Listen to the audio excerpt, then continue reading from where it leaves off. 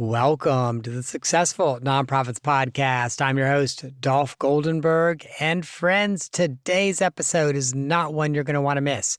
We are going to be talking about staff retention with my friend, Rob Woronoff. And I'll share with you, there are many reasons why he and I are going to be talking about staff retention. One of the biggest, though, is that in this very competitive job market, and when I say competitive, I don't mean for the candidates, I mean for us as employers, staff retention has become an even harder puzzle to solve.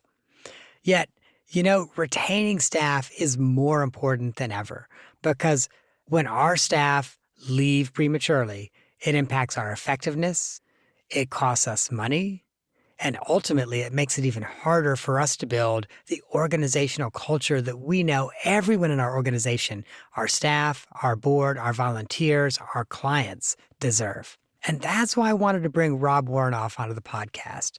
I met Rob, maybe 2-3 months ago, and I was struck by his soulful presence. And in that very first conversation, Rob shared with me some of the things that he has done to create cultures that retain staff. Mind you, not tips and tricks to retain staff, but some of the things he's done to create cultures that really retain staff. Now, Rob has held leadership positions in the nonprofit sector for over 30 years. A sample of organizations are ones that you have heard of: the Child Welfare League of America, the American Bar Association, Just Attention International, USC School of Social Work, National Court Appointed Special Advocates, and many, many more. He has served in many roles, but especially in the roles of executive director and development director. And I know a lot of my friends who are listening find themselves in those roles as well. And Rob speaks really well to some of the things that we can be doing in our own jobs. Additionally, Rob provides training and technical assistance to social workers, foster parents, foster youth, attorneys, law enforcement, and others in nearly every state of the union. So I am so incredibly grateful to be able to welcome Rob Woronoff to the podcast. Hey, Rob, welcome. Hey, Dolph. Thank you so much. Thank you. I'm thrilled to be here. So one of the things, in addition to how soulful you are, the very first time we met, I was really struck by how you were such a creative problem solver. And when you and I were talking about staff retention, you shared a unique partnership that you did, not necessarily to retain staff, but to help really support your staff development that resulted in staff retention. Can you share a little bit about that? Yeah, sure. The whole thing that drives this conversation is my belief that the staff are the most valuable asset any organization has. We have donors, they're obviously important. We have funders, they're important. We have community members we want to serve, they're important. But without the staff, nothing gets done, right? So I always think of my role as a manager as harnessing all of the resources for the organization to make sure that my folks can do the best job that they can do. So part of that is understanding them and where they want to go.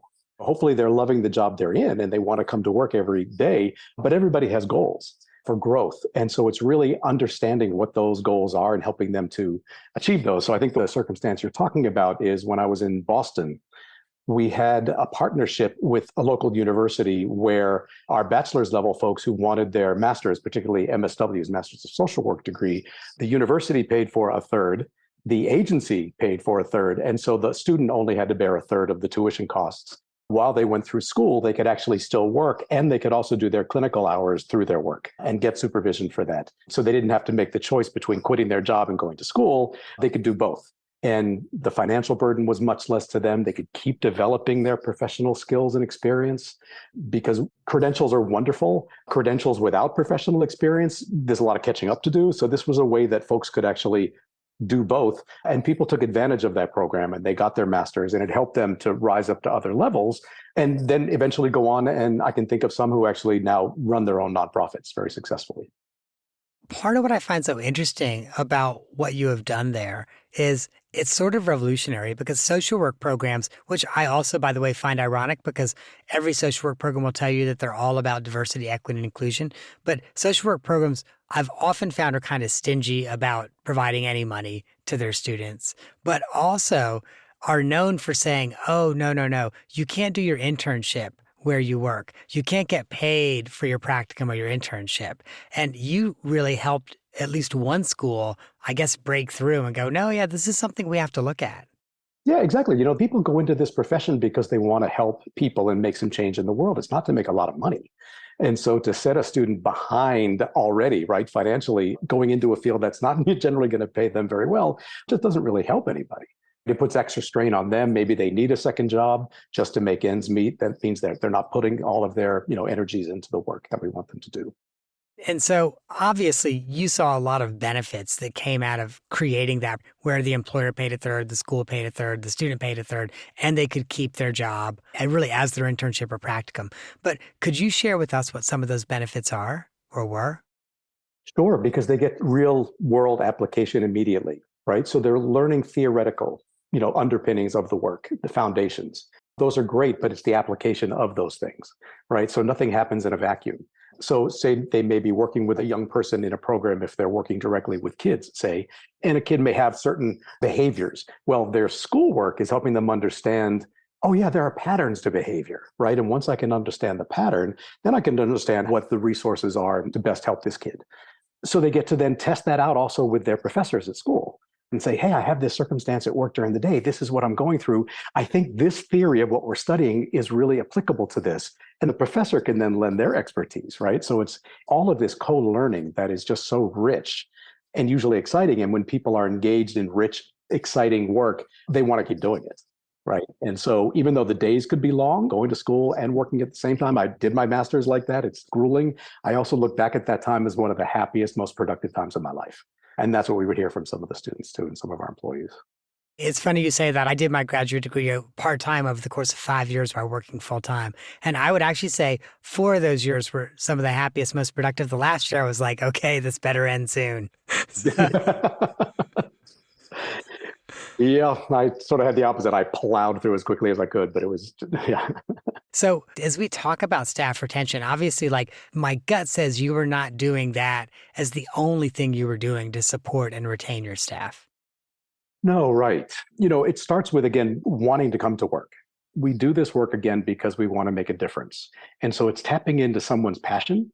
I was brought to this work not through any formal training. My undergraduate degree is a Bachelor of Fine Arts in Drama, right? I was an actor.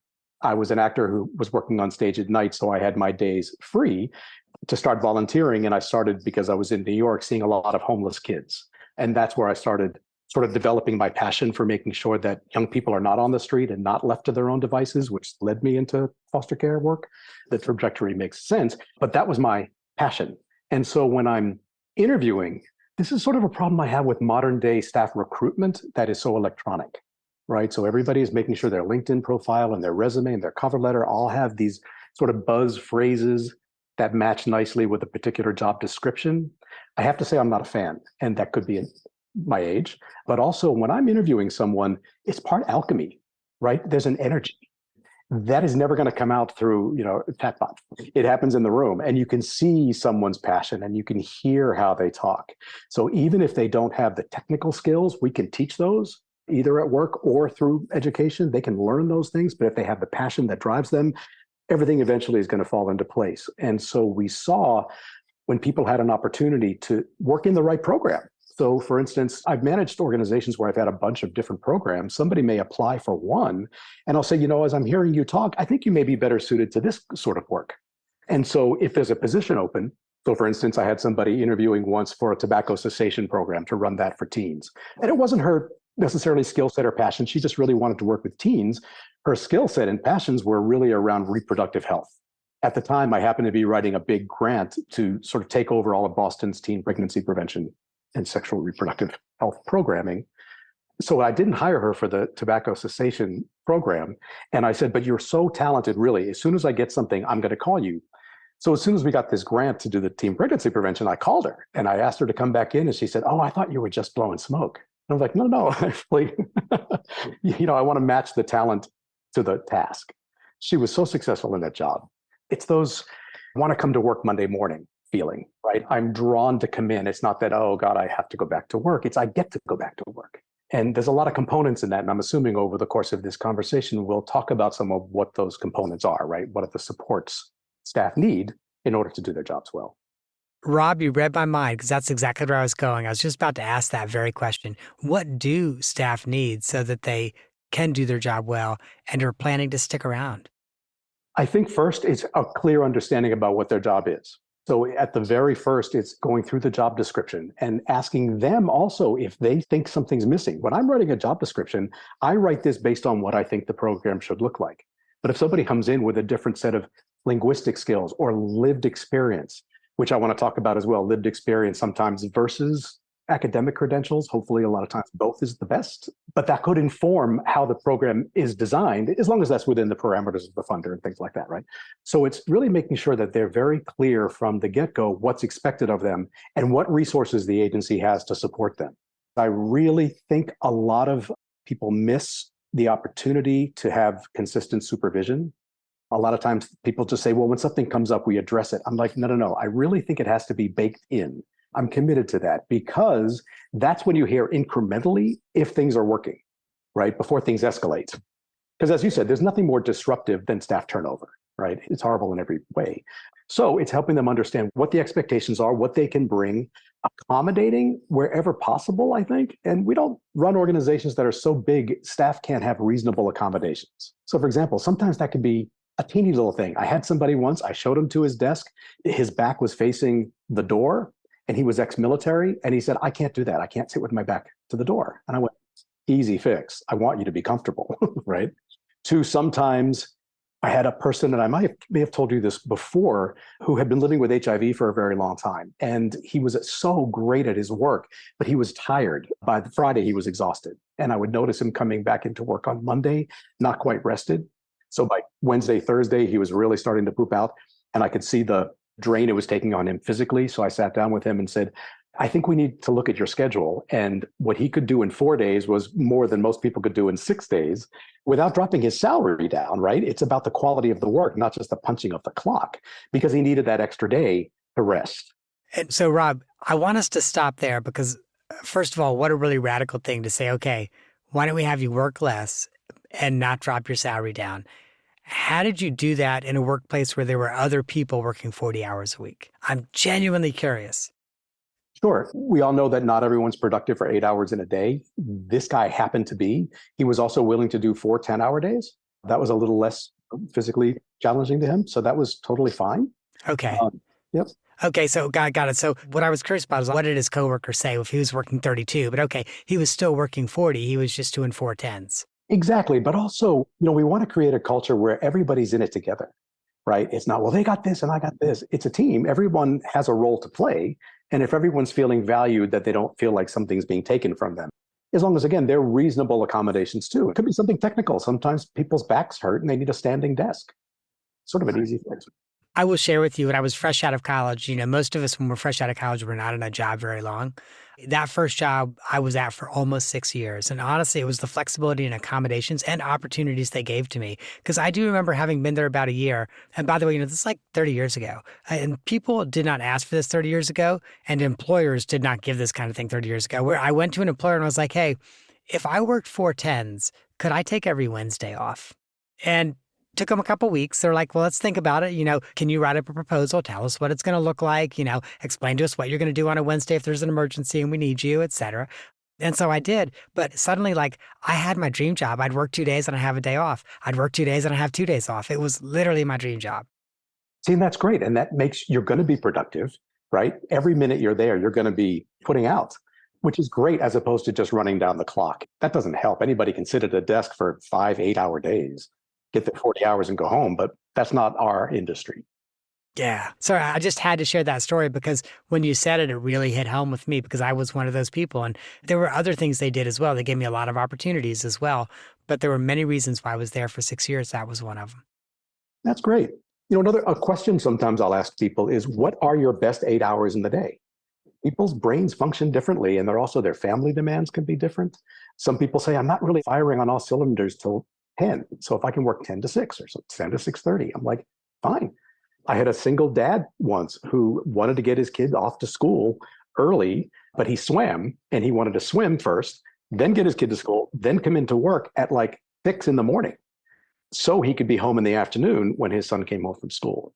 And I went, this is fine to me. This is, as long as it fits the job function. And with his job, it did. There was a lot of desk work and he could get it done and he can get it done well and didn't have the resentments of, 3 o'clock. I'm worried about my son. He's in after school care and daycare. I should be home with him. That doesn't help anybody. So I hear a lot of flexibility in the work culture that retains staff. Again, to the extent possible, I think we can. Yeah, there are particular demands that just must be met. But once we meet those, again, making sure they know their job function again, then we can make those accommodations. We'll probably talk about when somebody's not in the right job, or do you want me to sort of jump into an example of that? Oh, sure. All right. Let's move All there. right. Absolutely. So I had someone who worked for me once who had done a lot of direct care work. She eventually got her master's or became a licensed clinical social worker. She was ready to move up to a director level. So I worked with her to promote her to that. I gave her own program to run. She was overseeing about 12, 14 staff. Sort of the higher up you go, the farther away from the people we serve you get. And it's a lot more administration, right? Obviously, reports and things like that.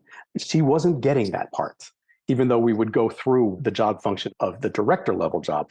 So I would get calls from donors saying, she's not calling me back. And I would hear from staff, we're not having supervision. So I sat down and said, could you take me through your day? And a lot of her day was back on the floor. It was a congregate care program. She loved being on the floor with the kids. And I said, I can put you back on the floor. I just have to cut your salary in half. Like the most expensive direct care worker we have now, but that's not your job function. So it was going back again. What's the function of a director and are you in the right job? Is this, moving up isn't always the best thing. How did that story end? Did she say, I want to go back on the floor? She didn't. She wanted to make a go of it. So again, knowing what's expected, I'm a big believer in corrective action plans that aren't punitive. This isn't about if you don't do this, you're going to lose your job. No, I want you to keep your job. You want you to keep your job. We have the same goal here. So it's building in very clear, achievable set of tasks with benchmarks and helping somebody to prioritize, right? If you have a grant report due and it's a hard due date, working back from that to make sure that that's going to be ready, because if you lose the funding, the program can go away. If you're in the middle of something and a donor calls you, how do you make time to accommodate them? Because their day is busy as well. They may not have time to call back. So it's really kind of helping people be flexible and again, understanding their tasks. So we had her on a very specific corrective action plan. I also involved our HR department and as well as our personnel director, who took her on as a personal mentor-mentee relationship, which was a beautiful relationship. But after all of this, she just learned, I don't want to be a director. I want to work more directly with kids. And I'm like, that's a great thing to know. Oh, it is. Yeah. So one thing I want to explore with you, you said it 2 or 3 times in the last few minutes that you believe in corrective action plans that are not punitive. And I'd like to explore that and I'd like to learn more because I think in the vast majority of our minds, we think corrective action plan, and by its very nature, it has corrective in it. You're being corrected. How do you structure a corrective action plan so that it does not feel punitive? I think at the start, it's sitting down with the person to say, again, you and I have the same goal here. If you want to stay in your job, I want to keep you in your job. So that's our mutual goal. Either I haven't been clear enough about articulating what the job functions of this particular position are. So let me go back and sort of go back to the job description. Let's find out why you came in here. If you think you're in the right job and I think you could be in the right job and doing better, let's find out what we need to do in the meantime to bridge that gap. So I think it's that approach for one thing, because no one ever does good work if they feel like the axe is going to fall. Putting somebody on probation or something, it just doesn't. Again, our industry is very different from the corporate world, where their bottom line, their commodity is money, typically, right? Our commodity is human beings. And we need people to serve people from a human perspective, right? People are complex. I think that's why we have to be flexible. I've run departments up to almost 40 people. I never found it unwieldy. I wasn't personally supervising, right? This was a department I sort of grew. As I kept growing the department to bring on more programs, I would promote other people to managerial positions and sort of coach them on how to manage in my style because I thought I was being successful. It wasn't an ego thing. It's just that I was, and I remember at this agency in Boston, there were 33 directors. That's a big agency. Right? Just at the director level, 33 different. And I had among the highest levels of staff retention over a number of years. I think because of these strategies, because I didn't ever go into have anybody feel like they're threatened or I'm looking to get them out. It's not that I haven't terminated people. We all have. There are ways to do it. So a big part of what I hear then is it's more your approach to how you present the corrective action plan and how you implement it, and maybe not as much the actual nuts and bolts of that corrective action plan. Yeah, I mean, it's both.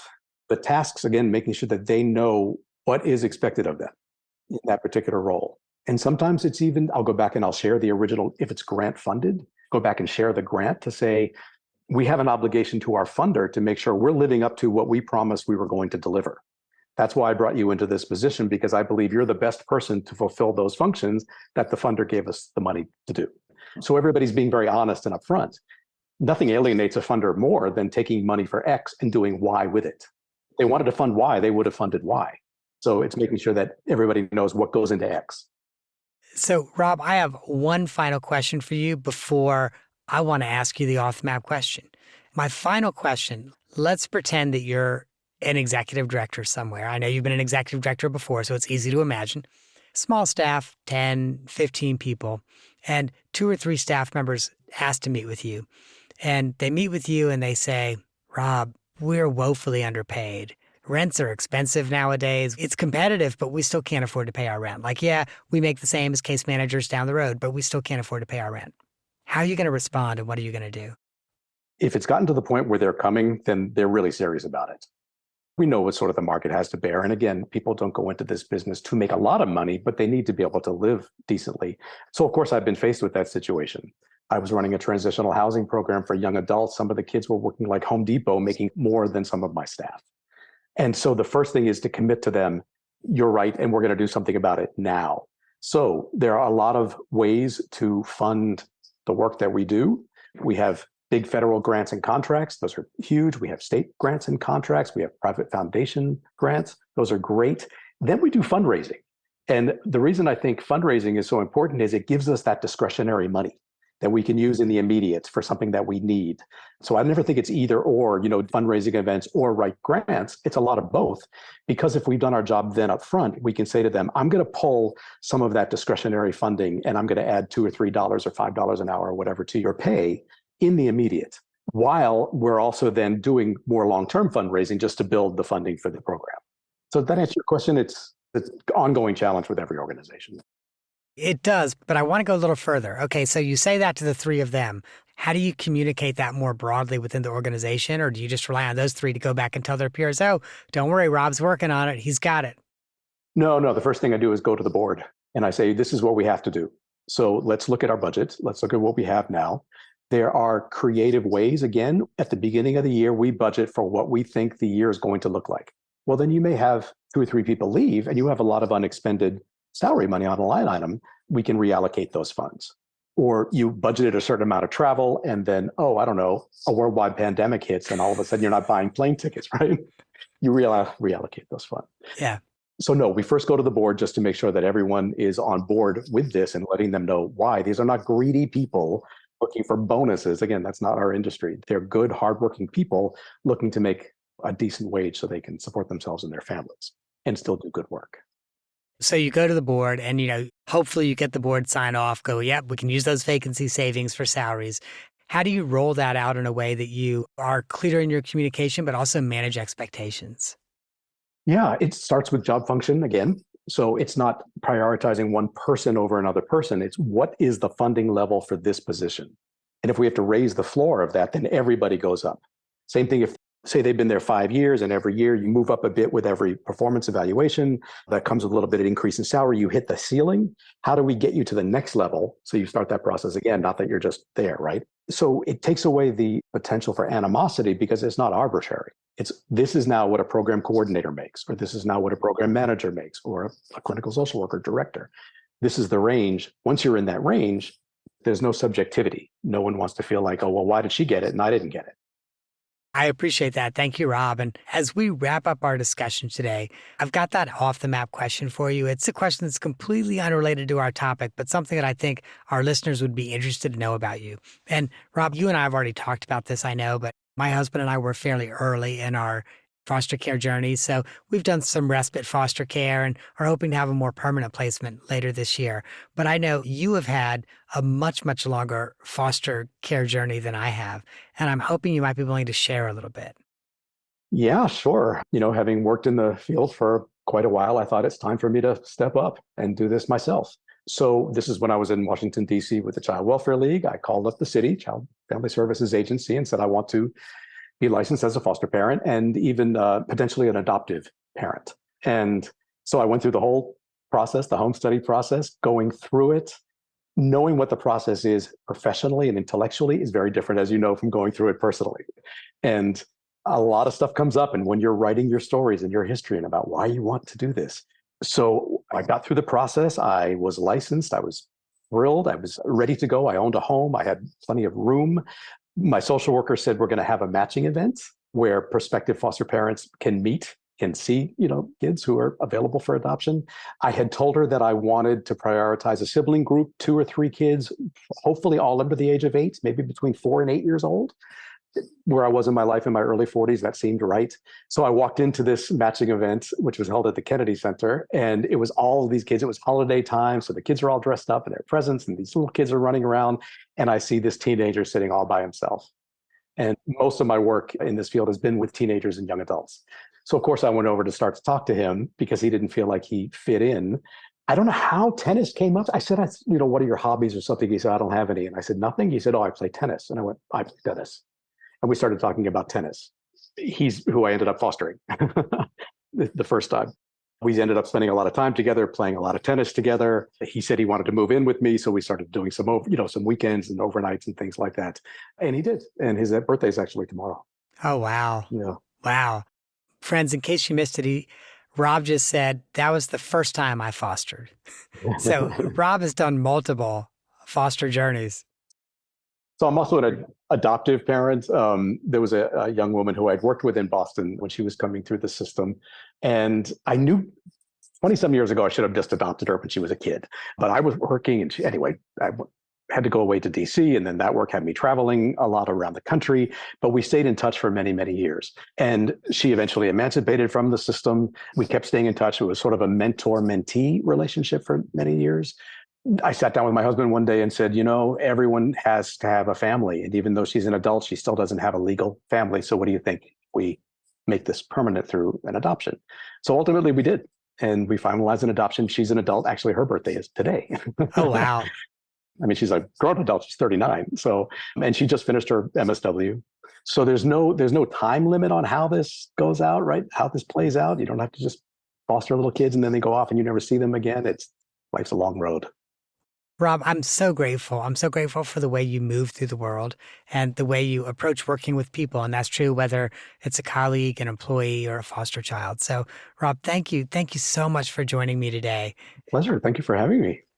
And listeners, I will share with you that Rob is actually a hard person to get a hold of. So he does not have a website. He does do some consulting. His consulting focuses on coaching, program development, training, etc. So he does do consulting, but I often say this, there are these consultants out there that just have no website, but they always stay busy. And Rob is one of those folks. So if you're interested in knowing more about Rob, you can go to successfulnonprofits.com, check out our show notes. And we have put a link to Rob's LinkedIn page.